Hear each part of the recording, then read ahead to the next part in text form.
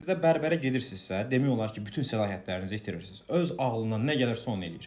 Mən bu gün getmişəm bərbərə, bilirsiniz ki, saçlarım uzun idi və mən istinin kənarlarını götürüm və arxadan yığım. Amma dəfələrlə göstərdim ki, bu tərzdə qır, bu tərzdə qır, bu tərzdə qır. Şəkilləri göstərdim. Dedi ki, hə yaxşı bildiyim formada eləyəcəm. Mən də elə bildim ki, bildiyi formada eləyəcək, yəni bunu daha yaxşı formada eləyəcək. Taraq saçımı kəsdi, elədi bu formada. Bütün dünya bəyənsə də, mən artıq bunu bəyənmirəmsə, bitdi getdi. Çünki bu saç mənə məxsusdur. Bildi artıq, özümdən gördü ki, bəyənmirəm artıq, amma yəni davam elədi proses, çıxdım. Dəhşət dərəcədə mən indi əsəb gəlib, aqressiya gəlib. Çox güclü bir aqressiya gəlib. Nəfəs ala bilmirəm, yeriyə bilmirəm. Heç nə mən rahatlada bilmir. Vurub dağıtmaq istəyirəm hər şeyi.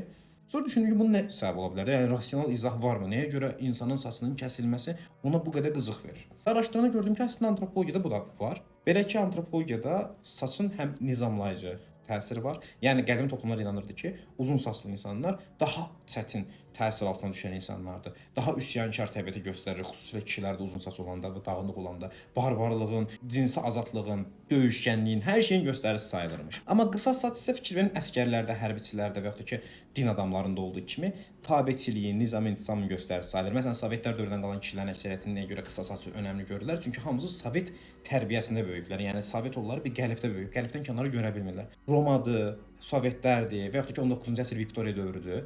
O dövrün sənaye kütləsi və yaxud da ki hərbi kütləsi, hərbi toplumu bir növ qısa saça önəm verirlər. Amma uzun saç onları qıcıqlandırır, çünki üsyankar təbiətin göstəricisidir. Yəni saçın həm bu tərzi var, həm də antropologiyada belə bir yanı var. Uzun saç səni daha böyük göstərir. Daha böyük göstərəndə fiziki olaraq daha güclü görsənirsən və sənə ovçulara qarşı daha böyük özgüvən verir. Görüntünü böyük göstərir. Ona görə şuuraltı da əslində saça çox bağlıdır. Və saç kəsiləndə həm statusunu itirmiş kimi hiss eləyir, fizioloji olaraq daha zəif hiss eləyir özünü.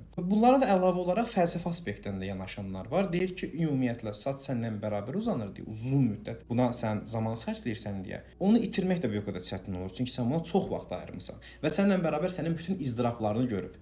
Ona görə də fəlsəfi və dini aspektdən yanaşanda da saçı Tanrı ilə əlaqələndirirlər. Yəni saç insan və Tanrı arasında bir əlaqə kimi düşünülür. Yəni antropoloji aspektdən də baxanda anladım ki, hə, həqiqətən saç bu qədər təsirliymiş və bizim bu bərbərlərin səni saymadan öz ağlı ilə davranıb saçını it abrına qoyması bizə həqiqətən bu qədər təsir etməsi çox normaldır. İzah eləyə bilmirəm. Bu necə bir düşüncədir? Aptekaya girirəm, deyirəm ki, mənə bu dərmanı ver. Deyir ki, bu ondan yaxşıdır. Ay istəyirsən vurasan çənəsinin altına ki, ay kişi, mən sən yaxşısın ver demirəm. Mən sənə bunu ver deyirəm. Eyni şey hər yerdə keçərlidir. Sanki sənin düşüncənin bir önəmi yoxdur. Elə bir bu bərbərlər də onun üçün edir ki, sanki sən gedəcəksən başqa yerə bu saçlanırsan deyəcəklər ki, saçın nə pis qırxıblar. Yarış atı kimi görürlər sanki aralarındakı rəqabətdə mən daha yaxşı baş qırxım deyirlər. Yəni sənin düşüncən önəmli deyil, mən də yaxşı baş qırxmaq istəyirəm.